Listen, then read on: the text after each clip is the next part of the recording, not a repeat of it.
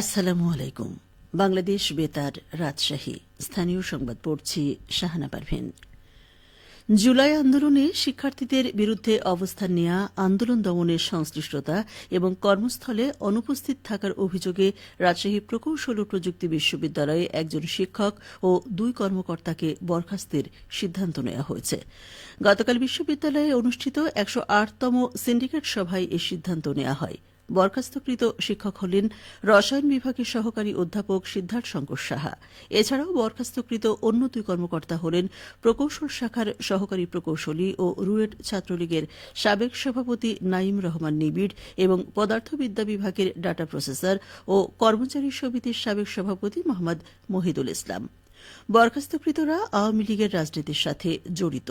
এছাড়াও পরিকল্পনা ও উন্নয়ন দপ্তরের সহকারী প্রকৌশলী হারুনুর রশিদকে চাকুরি থেকে অব্যাহতি প্রদান করা হয়েছে। তার বিরুদ্ধেও জুলাই বিপ্লবের শিক্ষার্থীদের উপর হামলায় ইন্ধনসহ নিয়োগ ও টেন্ডার বাণিজ্যের অভিযোগ আছে। রাজশাহী বিশ্ববিদ্যালয়ে 4টি বিষয়ে কমিটি গঠন করা হয়েছে। গতকাল বিশ্ববিদ্যালয়ের জনসংযোগ দপ্তর থেকে পাঠানো এক সংবাদ বিজ্ঞপ্তিতে বিষয়টি জানানো হয়। এসব কমিটির মধ্যে রয়েছে বিভিন্ন স্থাপনা ও ভবনের নামকরণ ও পুনঃনামকরণ কমিটি। 7 সদস্য বিশিষ্ট এই কমিটির সভাপতি উপ উপাচার্য প্রফেসর ড মোহাম্মদ মাইন উদ্দিন ও সদস্য সচিব ভারপ্রাপ্ত registrar professor Iftekharul Alam Masud. Senate ভবনে ইতিহাস ঐতিহ্য ধারণ বাস্তবায়নে 9 সদস্য বিশিষ্ট কমিটির আহ্বায়ক উপ উপাচার্য প্রফেসর মোহাম্মদ ফরিদ উদ্দিন খান। আবাসিক হলসমূহের সিট বরাদ্দের নীতিমালা পর্যালোচনায় গঠিত 6 সদস্য বিশিষ্ট কমিটির আহ্বায়ক উপ উপাচার্য প্রফেসর মোহাম্মদ মাইন উদ্দিন। এছাড়া বিভিন্ন স্থাপনা ও ভবন সংস্কার এবং পূর্ত কাজের প্রাক্কলন পর্যালোচনায় 7 সদস্য বিশিষ্ট কমিটি গঠন করা হয়েছে। উপ উপাচার্য প্রফেসর মোহাম্মদ মাইন উদ্দিন এই কমিটির আহ্বায়ক। সংবাদ বিজ্ঞপ্তিতে বলা হয়, এসব কমিটির কার্যক্রমের মাধ্যমে বিশ্ববিদ্যালয়ের স্থাপনা ও ভবনসমূহ সজ্জিতকরণে সময়ের দাবি অনুসারে অতীত ও বর্তমানের মধ্যে সংযোগ তৈরি করা সম্ভব হবে। পাশাপাশি সংশ্লিষ্ট কাজকর্মে স্বচ্ছতা ও গতিশীলতা আসবে বলে উপাচার্য প্রফেসর সালেহ হাসান নকিব আশাবাদ ব্যক্ত করেছেন। রমজান মাসে ব্যাপক চাহিদা বেড়েছে সিরাজগঞ্জের ঐতিহ্যবাহী সলপের ঘোল ও মাঠার। প্রতিদিন ভোররাত থেকেই ঘোলের দোকানগুলিতে চাহিদামতো ঘোল ও মাঠা কিনতে ভিড় করছেন দূর দূরান্ত থেকে আসা ক্রেতারা। এ নিয়ে শুনুন আমাদের সিরাজগঞ্জ জেলা সংবাদদাতার একটি প্রতিবেদন।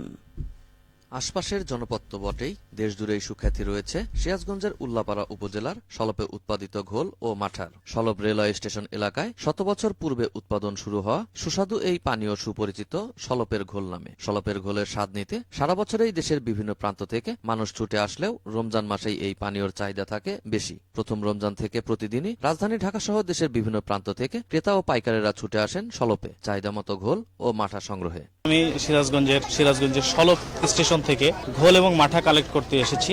100 কেজি ঘোল এবং মাঠা আমি আজকে নিয়েছি, ইতিপূর্বেও নিয়েছি। দীর্ঘ 4-5 বছর হলো আমি ঘোল এবং মাঠা নিজে খাই এবং আমার পরিচিত জন যারা আছে তাদেরকে আমি এটা প্রোভাইড করে থাকি।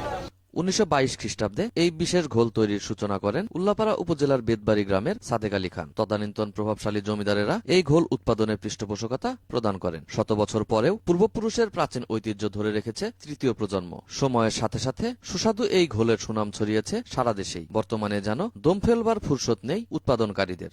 আমরা প্রত্যেকদিন সকাল 6টার সময় আমাদের ঘোল এবং মাঠা বানানোর মেইন কাজটা শুরু হয়। সকালে আমরা গোয়ালেদের কাছ থেকে আমাদের নির্দিষ্ট পরিমাণে আমরা দুধ সংগ্রহ করে নিয়ে আসার পরে এখানে আমরা 4 থেকে 5 ঘন্টা দুধগুলো জাল করার পরে বিশেষ পাত্রে রেখে এটা ঠান্ডা করে ঘরে রেখে দিই এবং তার পরের দিন সকালে হয় থেকে আমাদের এটার মেইন প্রসেসিং, চিনি, লবণ এবং অন্যান্য উপকরণ মিশিয়ে আমাদের সুস্বাদু ঘোল এবং মাঠা তৈরি হয়। এটা বাংলাদেশের সারা দেশেই চলে।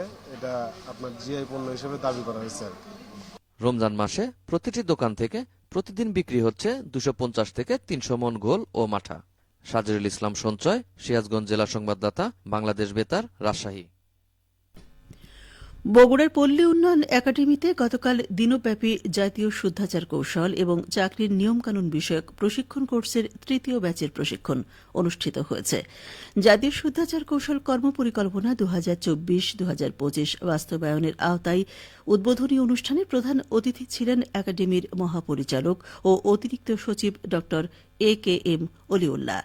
একাডেমির পরিচালক প্রশিক্ষণ মোহাম্মদ ফেরদৌস হোসেন খানের সভাপতিত্বে দিনব্যাপী প্রশিক্ষণ কোর্সের উদ্বোধনী অনুষ্ঠানে উপস্থিত ছিলেন জাতীয় শুদ্ধাচার কৌশল কর্মপরিকল্পনা বাস্তবায়ন কমিটির আরডিএ অংশের ফোকাল পারসন ও পরিচালক ড শেখ মেহেদী মোহাম্মদ। একাডেমির বিভিন্ন পর্যায়ের মোট ৬০ জন কর্মকর্তা কর্মচারী এই প্রশিক্ষণ কোর্সে অংশগ্রহণ করেন। সবশেষে আবহাওয়া।